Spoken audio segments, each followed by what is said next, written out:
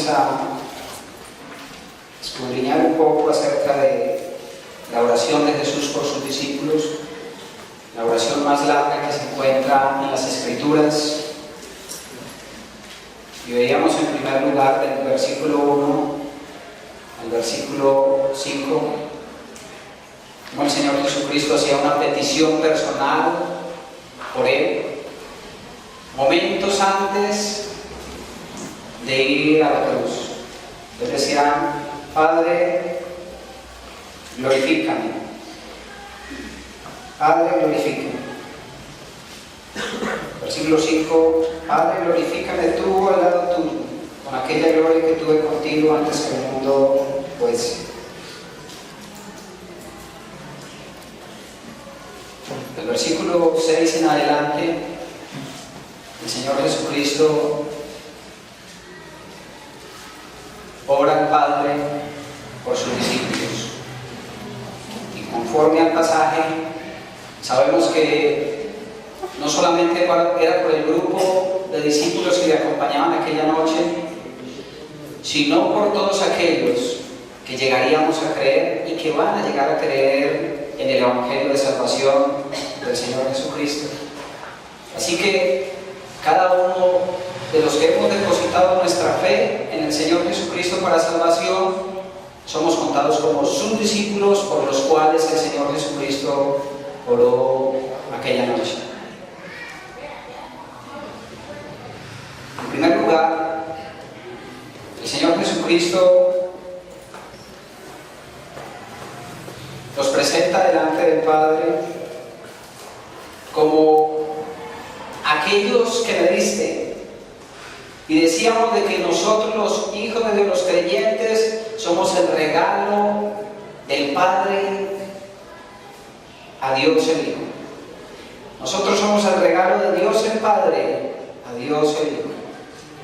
Y veíamos que, a diferencia de otros regalos, los beneficiados en este intercambio de regalos somos nosotros el regalo. El beneficiado con el regalo siempre es aquella persona que recibe el regalo, ¿verdad? Decíamos. Pero en este caso, los beneficiados somos nosotros. Porque Jesucristo nos recibió del Padre para limpiarnos a través de su sacrificio, de su obra de redención, para regresarnos limpios al Padre. Nosotros estamos en Cristo Jesús. Nosotros hemos recibido salvación, vida eterna por causa de Jesús. En segundo lugar, el Señor Jesucristo nos presenta delante del Padre como aquellos que han guardado tu palabra. Versículo 6 del capítulo 17 de Juan. Es allí donde estamos. Versículo 6: He manifestado tu nombre a los hombres que del mundo me diste. Tuyos eran y me los diste, y han guardado tu palabra. Primero nos presenta como los que me diste. En segundo lugar, como los que han guardado tu palabra. Versículo 7: Ahora han conocido que todas las cosas que me has dado proceden de ti, porque las palabras que me diste les he dado, y ellos las recibieron, y han conocido verdaderamente que salí de ti, y han creído que tú me enviaste. Versículo 7 y el versículo 8, entonces, nos describen estos dos versículos como aquellos que han recibido la palabra y aquellos que han creído la palabra. Entonces el Señor Jesucristo nos describe delante del Padre como los que me diste, los que han guardado tu palabra, los que han recibido tu palabra y los que han creído tu palabra. Y es por este grupo de personas que el Señor Jesucristo oró en aquella ocasión. No por el mundo, sino por los que me diste. Por los que me diste. Muy bien. ¿Qué es entonces lo que pide Jesús por sus discípulos? ¿Qué es lo que pide el Señor Jesucristo al Padre por por sus discípulos. Básicamente tres cosas: protección, santificación y unidad. Protección, santificación y unidad. Vamos al versículo 11. Y ya no estoy en el mundo, mas estos están en el mundo, y yo voy a ti, Padre Santo. A los que me has dado, guárdalos en tu nombre, para que sean uno, así como nosotros. El Señor Jesucristo se iba. Él iba a morir en la cruz y sus discípulos iban a quedar acá porque Jesucristo resucitaría e iría a la presencia del Padre. Y los discípulos quedarían acá. Y el Señor Jesucristo en primer lugar pide protección para sus discípulos. Protección. Versículo 12. Cuando estaba con ellos en el mundo, yo los guardaba en tu nombre. A los que me diste yo los guardé, y ninguno de ellos se perdió, sino el hijo de perdición, para que la Escritura se cumpliese.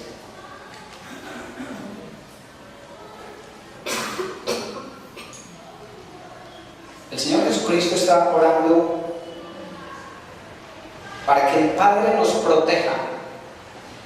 Mira, hermanos, nosotros,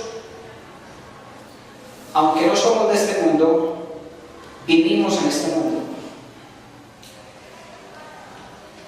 Y el Señor Jesucristo en este pasaje también está diciendo: no que los quites del mundo, no que los quites del mundo. Versículo 15: no ruego que los quites del mundo, sino que los guardes del mal. Pero, ¿qué tipo de protección es la que el Señor Jesucristo está pidiendo al Padre por sus hijos, por sus apóstoles, por sus discípulos? ¿Qué tipo de protección? Porque dice en el mismo libro de Juan, capítulo 16, versículo 1, el Señor Jesucristo antes les estaba diciendo lo siguiente. Capítulo 16, versículo 1. Estas cosas os he hablado para que no tengáis tropiezo. Versículo 2. Os expulsarán de las sinagogas, y aún viene la hora cuando cualquiera que os mate pensará que rinde servicio a Dios. Y harán esto porque no conocen al Padre ni a mí. Lo que el Señor Jesucristo anteriormente les está diciendo: mire, ustedes van a tener que sufrir persecución. De hecho, por causa de mí, tal vez a muchos de ustedes los van a matar. Tal vez muchos de ustedes tengan que padecer por causa del Evangelio, por mi causa. Y en el versículo 33 del mismo capítulo dice: estas cosas os he hablado para que en mí tengáis paz. En el mundo tendréis aflicción, pero confiad, yo he vencido al mundo. El Señor Jesucristo era consciente de que en este mundo, y nosotros somos conscientes de que en este mundo vamos a pasar por aflicción, por prueba, por luchas. Somos conscientes de eso. Cuando llegamos a los pies del Señor, nos enteramos de que el hecho de ser sus hijos no nos hacía inmunes a los problemas del mundo, a la enfermedad, a los problemas económicos, a la violencia. Nosotros somos conscientes de eso, y el Señor Jesucristo era consciente de esto. Es una realidad. Es una realidad lo que vivimos. ¿Están de acuerdo?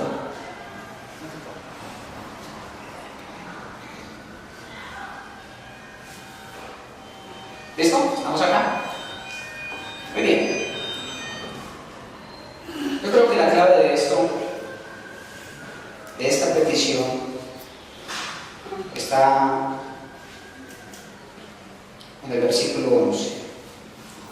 Y ya no estoy en el mundo, mas estos están en el mundo. Y yo voy a ti, Padre Santo, a los que me has dado, guárdalos en tu nombre. Guárdalos en tu nombre. ¿Qué es el nombre de Dios? Es la pregunta. Guárdalos en tu nombre. ¿Qué es el nombre de Dios? El nombre de Dios es la revelación de su carácter. Es la revelación de todo lo que Él es.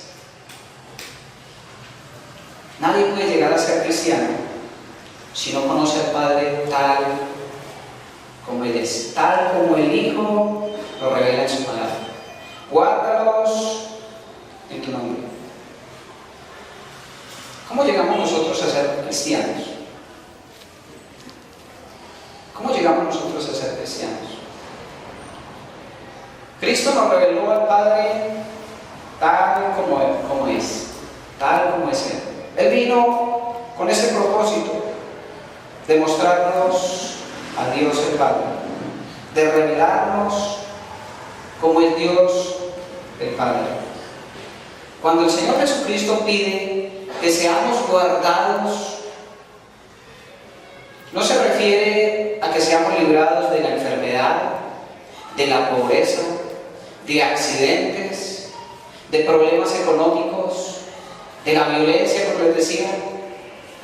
No era de eso que el Señor Jesucristo le pedía al Padre. No era que nos librara de esas cosas, sino que nos guardara en su nombre, que nos guardara en su nombre. ¿Qué sugiere eso? Que a pesar de la situación, que a pesar de las circunstancias, que a pesar de las luchas, nosotros podamos mantenernos firmes en el conocimiento que tenemos del Padre. Que nos mantengamos fieles aún en medio de los inconvenientes. Que a pesar de las dificultades, nunca nos olvidemos quién es el Padre, a tal punto que terminemos alejándonos de Él. Hermanos, fácilmente cuando estamos a prueba, cuando estamos en dificultades, es fácil para nosotros en nuestra naturaleza alejarnos del Señor, darnos un tiempo con el Señor. Pero el Señor Jesucristo oraba al Padre: guárdalos en tu nombre. No que les quites del mundo, no que no tengan que pasar por aflicción, sino que a pesar de la aflicción que tengan que enfrentar, que ellos siempre recuerden quién eres tú y que recuerden el inmenso amor con que les has amado.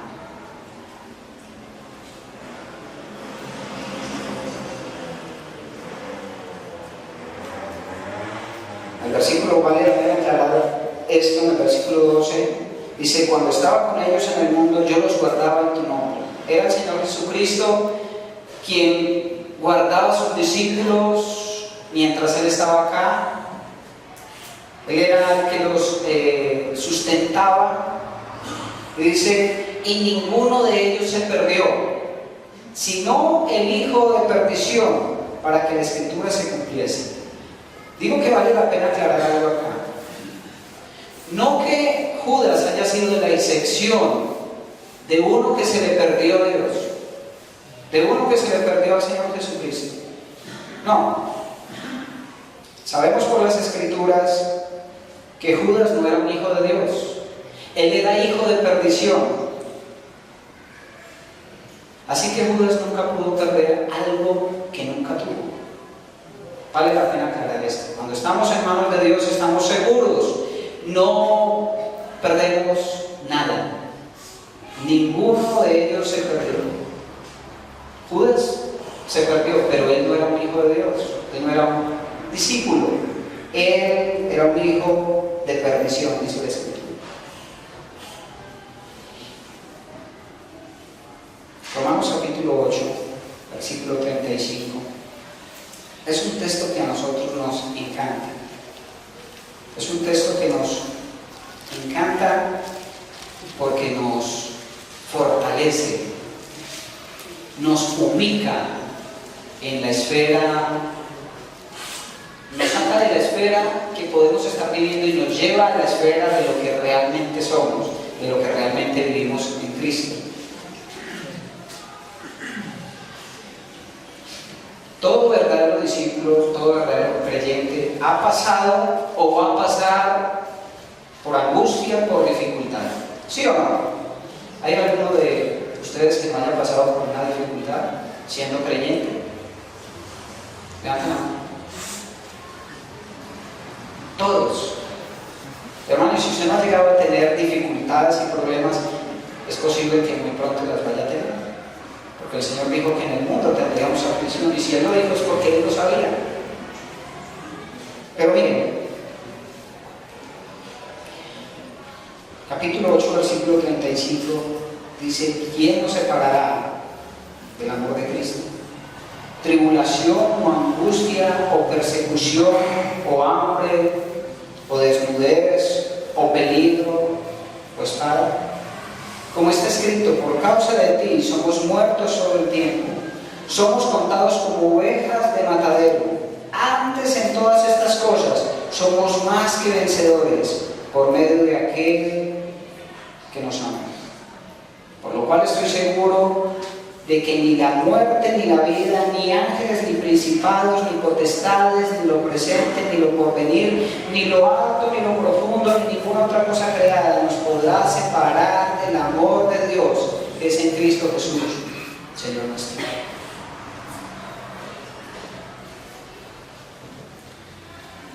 Todo cristiano va a tener que pasar por dificultad, pero hermanos, gracias a nuestro amado Señor Jesucristo, que un día oró por nosotros para que fuésemos guardados en su nombre.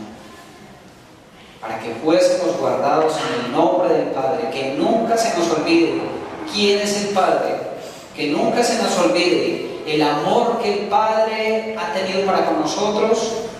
Que siendo pecadores dio a Cristo para que muriera para salvarnos.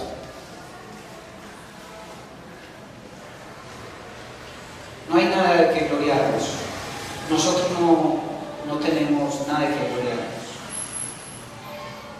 Si nosotros nos encontramos en pie, si nos encontramos perseverando, si nos mantenemos firmes, es por el hecho de que Cristo oró y sigue orando por cada uno de nosotros, para que seamos guardados del maligno en santificación, para que seamos guardados en el nombre del Padre. En segundo lugar, entonces, el Señor pide por santificación. Pide primero por protección, guárdalos en tu nombre. Ahora pide por santificación. Versículo 17.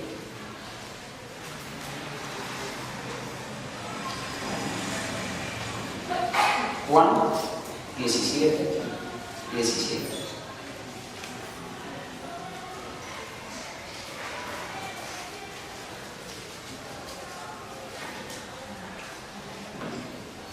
Santifícalos en tu verdad. Tu palabra es verdad. Como tú me enviaste al mundo, así yo los he enviado al mundo.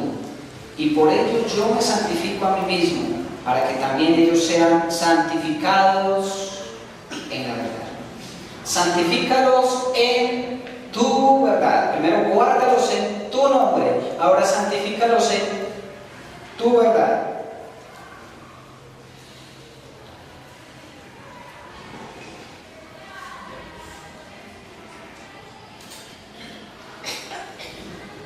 Versículo 19, y por ellos yo me santifico a mí mismo, para que también ellos sean santificados en la verdad. ¿Cómo podemos ser santificados? ¿Cómo podemos ser santificados? El Señor Jesucristo está diciendo, y por ellos yo me santifico. Yo me santifico a mí mismo por causa de ellos. ¿Qué significa esto? ¿Qué significa que el Señor Jesucristo se santifique a sí mismo si sabemos de que Él es santo?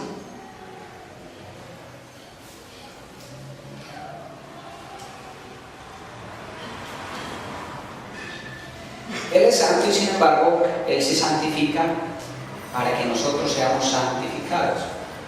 ¿Qué significa la palabra santo? Apartado del pecado.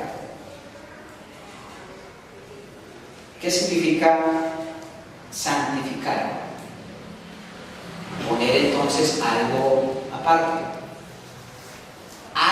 aparte para uso exclusivo de Dios.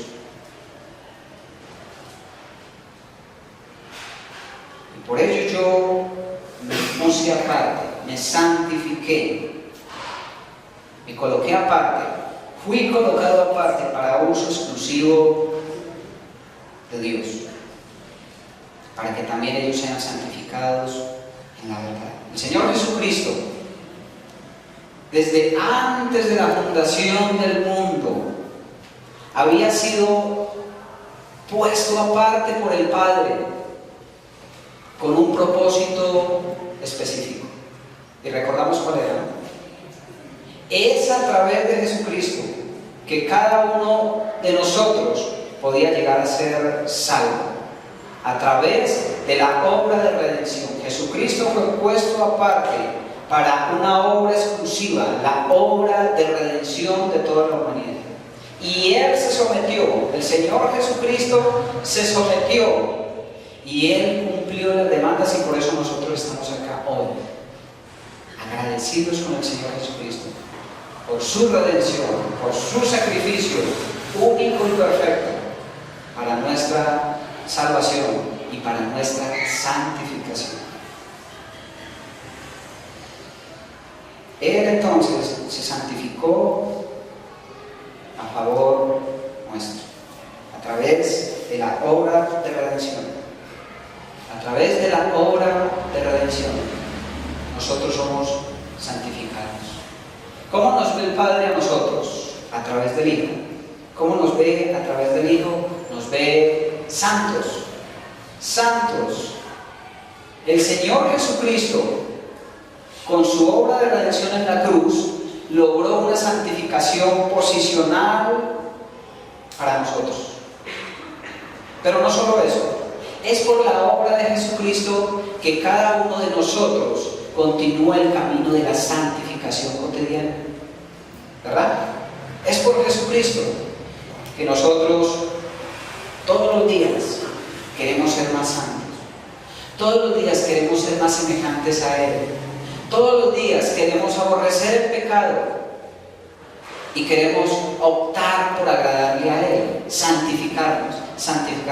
Es por causa de Él. Efesios capítulo 1, versículo 4. Efesios capítulo 1, versículo 4.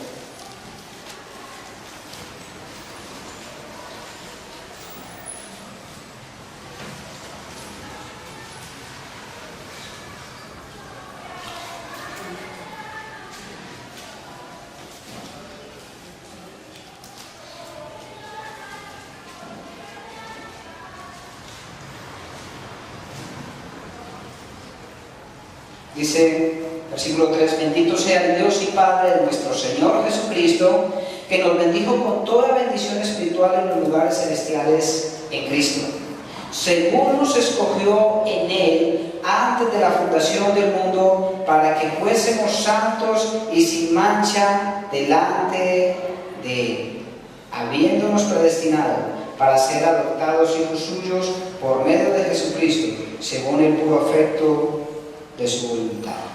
Podríamos seguir leyendo. Versículo 3 dice que Él nos escogió antes de la fundación del mundo para que fuésemos ¿cómo? ¿Cómo? Ay, santos y sin mancha delante de Él.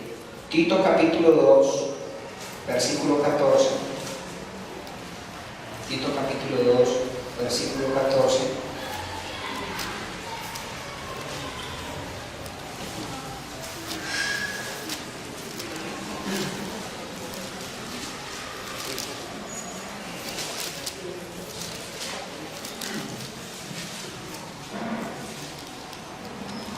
Dice, quien se dio a sí mismo por nosotros, para redimirnos de toda iniquidad y purificar para sí un pueblo propio, celoso de buenas obras.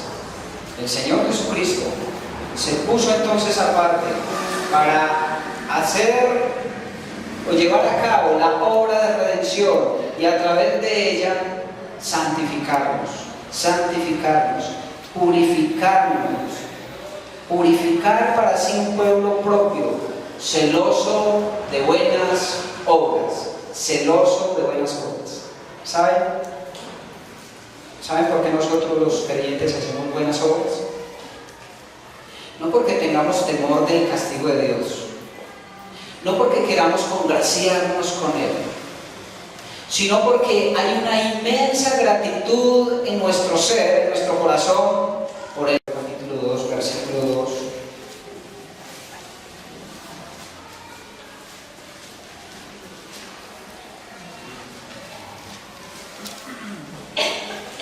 Dice: desead como niños recién nacidos la leche espiritual no adulterada, para que por ella crezcáis para salvación, si es que habéis gustado la benignidad del Señor. La exhortación de la palabra es: desead como niños recién nacidos la leche espiritual no adulterada, para que por ella crezcáis para salvación. La leche espiritual no adulterada, para que crezcamos para salvación. Es la palabra de Dios la que nos santifica. La palabra es una luz, ¿verdad? Es un martillo que golpea, es una espada que penetra hasta lo más profundo y quita todo concepto errado que podamos tener de Dios. Toda mentira, todo engaño, toda falsedad, toda teoría, toda falsa teoría es derrumbada, es tirada al piso cuando leemos la palabra. Por eso la exhortación es a desear la leche espiritual. Romanos capítulo 12, versículo 2 dice: no os conforméis a este siglo, sino transformados por medio de la renovación de vuestro entendimiento. No conformarnos a la moda, al estilo de vida del mundo, sino a transformarnos todos los días por medio de la renovación de vuestro entendimiento.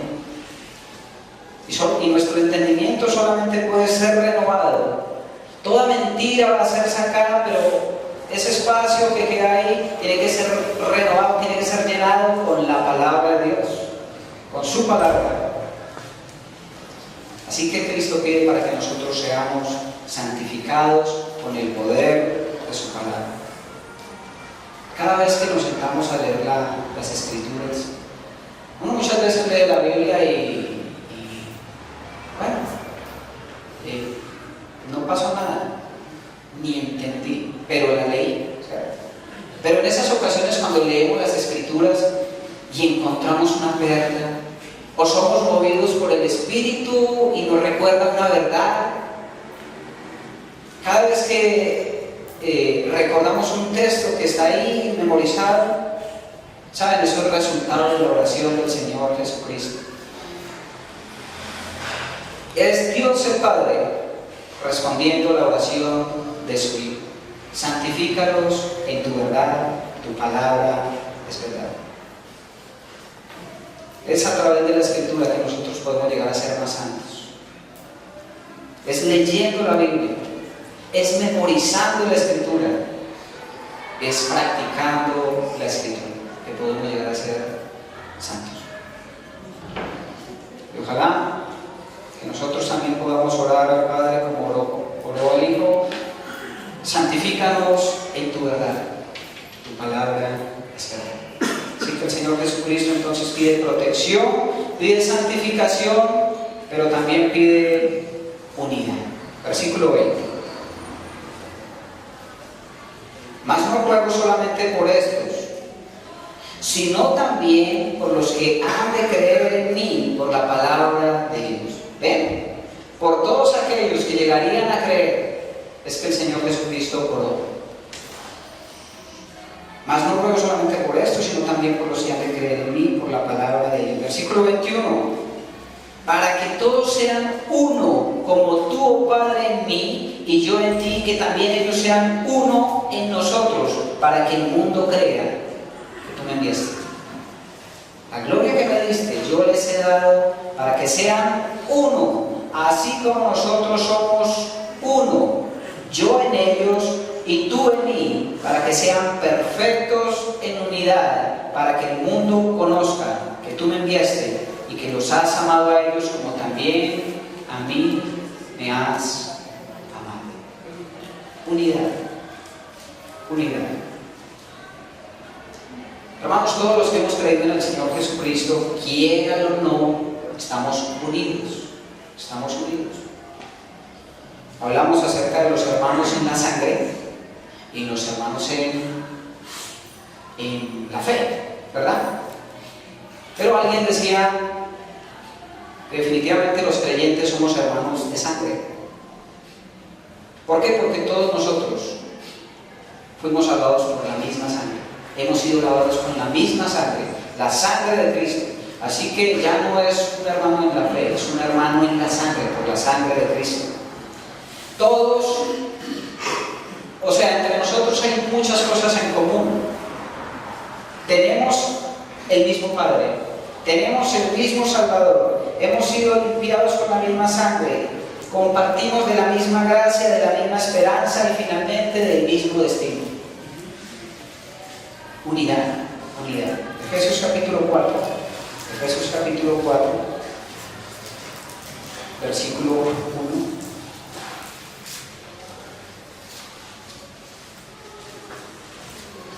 Yo pues preso en el Señor, ruego que andéis como es digno de la vocación con que fuisteis llamados, con toda humildad y mansedumbre, soportándoos con paciencia los unos a los otros en amor. Versículo 3.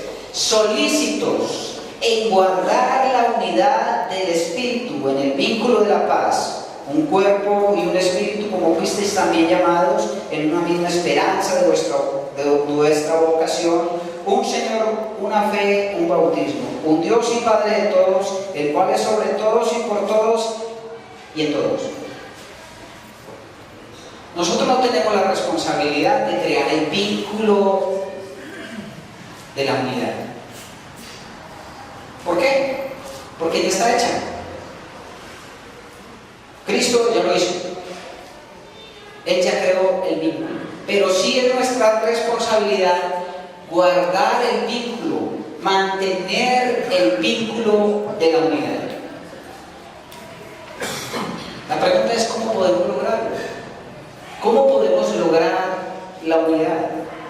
Versículo 22. La gloria que me diste, yo les he dado, para que sean uno, así como nosotros somos uno. Escuchen, la gloria que me diste, yo les he dado, para que sean uno, así como nosotros somos uno. ¿Qué significa esto?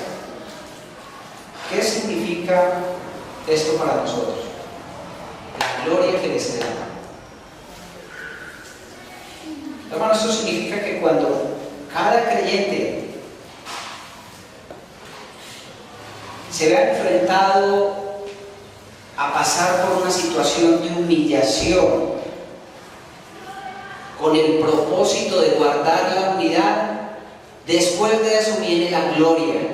Después de eso viene la gloria.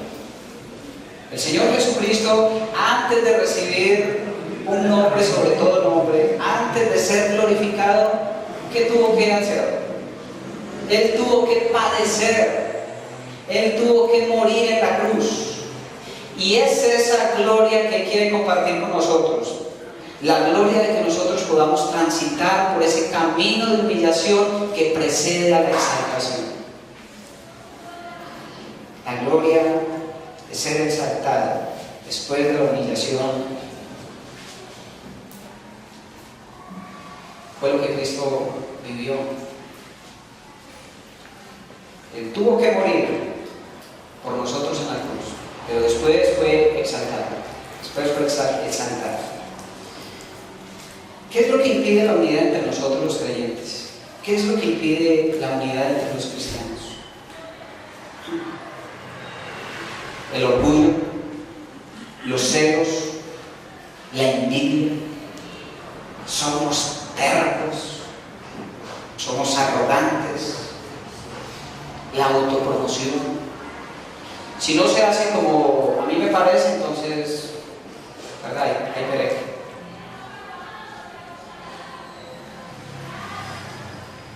Filipenses capítulo 2, ya voy terminando. Filipenses capítulo 2. Por tanto, si alguna consolación en Cristo, si algún consuelo de amor, si alguna comunión del Espíritu, si algún afecto entrañable, si alguna misericordia, completad mi gozo, sintiendo lo mismo, teniendo el mismo amor, unánimes, sintiendo una misma cosa. Nada hagáis por contienda o por vanagloria, antes bien con humildad. Escuchen, estimando cada uno a los demás como superiores a él mismo, no mirando cada uno por lo suyo propio, sino cada cual también por lo de los otros. Haya pues ese sentir que hubo también en Cristo Jesús, el cual, siendo en forma de Dios, no estimó el ser igual a Dios como cosa que aferrarse, sino que se despojó a sí mismo tomando forma de siervo, hecho semejante a los hombres, y estando en la condición de hombre, se humilló a sí mismo, haciéndose obediente hasta la muerte y muerte de cruz, por lo cual Dios exaltó hasta los hombres. Hermanos, ¿cómo podemos entonces lograr la unidad? Solamente cuando nosotros decidimos, cuando un verdadero creyente decide vivir en torno a guardar el vínculo de la unidad, solamente cuando nosotros nos negamos a nosotros mismos, solamente cuando transitamos por ese camino de humillación si es necesario, solamente en ese momento se va a lograr una unidad perfecta, una unidad perfecta. Y una unidad que va a sorprender al mundo. Esa es una de las características de la iglesia. Tiene que ser una característica de la iglesia. Tiene que ser una herramienta para discipular al mundo, la unidad de la iglesia. Versículo 20.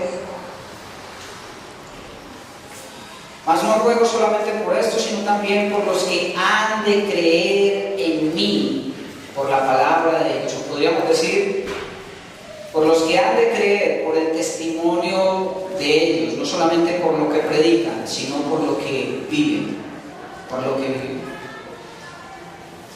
La unidad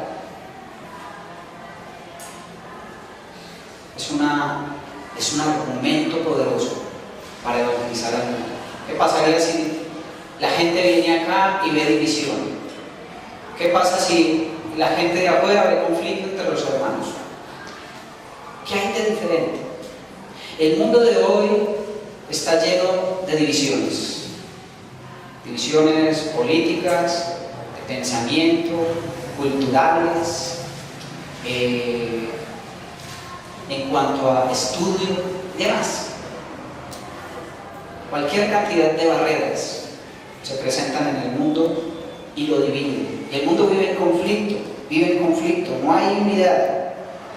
Y es por eso que la iglesia necesita guardar la unidad para que resplandezca al mundo y el mundo sea impactado al ver algo diferente en la iglesia. Es triste ver de que en muchas iglesias hoy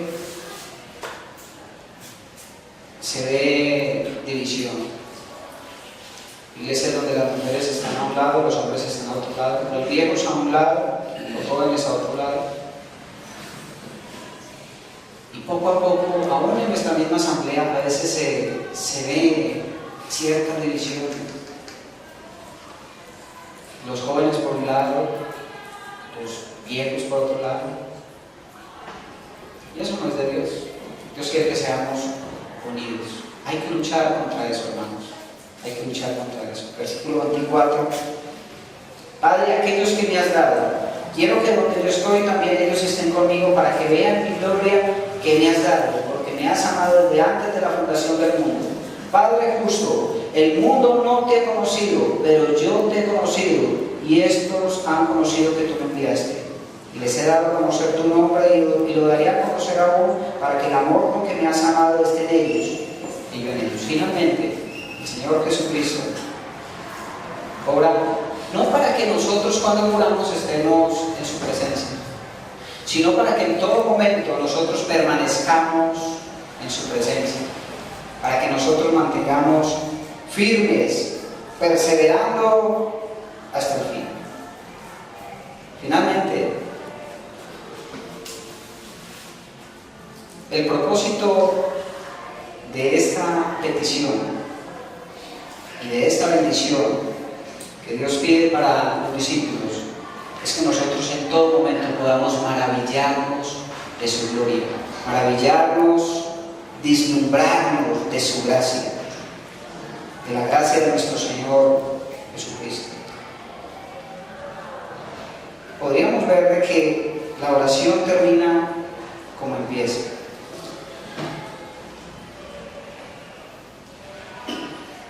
Dice, estas cosas empieza diciendo: Padre, la hora ha llegado, glorifica a tu Hijo para que también tu Hijo te glorifique a ti. Y termina diciendo: les he dado a conocer tu nombre y lo daré a conocer aún, para que el amor con que me has amado esté en ellos y yo en ellos. El objetivo final es que nosotros seamos uno con ellos. La gloria de Dios, Dios el Padre.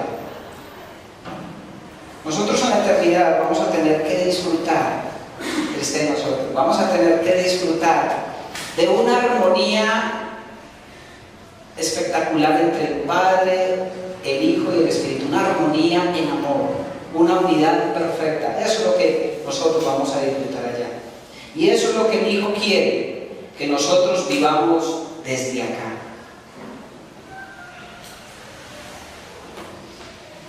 Finalmente sabemos que mientras estamos acá tenemos que luchar. Gracias porque Jesucristo oró y siguió orando por nosotros. Tenemos que batallar con nuestra fe, con las dificultades, pero finalmente vamos a ver su rostro. Vamos a ver el rostro de nuestro Señor Jesucristo. Dice en Apocalipsis 22:4 que veremos su rostro y su nombre estará en nuestras frentes. Si usted aún no ha depositado su fe en Jesucristo para salvación, hoy Dios le está haciendo un llamado. Venid a mí, todos los que están cansados, trabajados y cansados, que yo les haré descansar. La palabra de Dios dice: si oyeres hoy su voz, no endurezcáis vuestro corazón. Tal vez usted es uno de esos discípulos, es uno de esos regalos, como decíamos hace 8 días, que no han sido entregados al Hijo. El Padre manda a decir que le ha amado con amor eterno, que Él dio lo mejor que tenía, a su propio Hijo, para que muriera en la cruz, derramara su sangre y sus cuentas, la cuenta de su pecado, fuera cancelada de una vez por todas. Y Él está esperando que usted venga en arrepentimiento y fe a Él, para que haga parte de este grupo exclusivo de sus discípulos, de sus hijos, y que pueda disfrutar juntamente con nosotros, los que hemos creído, del amor del Padre, del amor del Hijo, del amor del Espíritu Santo, y que un día no muy lejano podamos reunirnos con Él para formar una unidad perfecta y ver su rostro, carácter. Vamos a ver.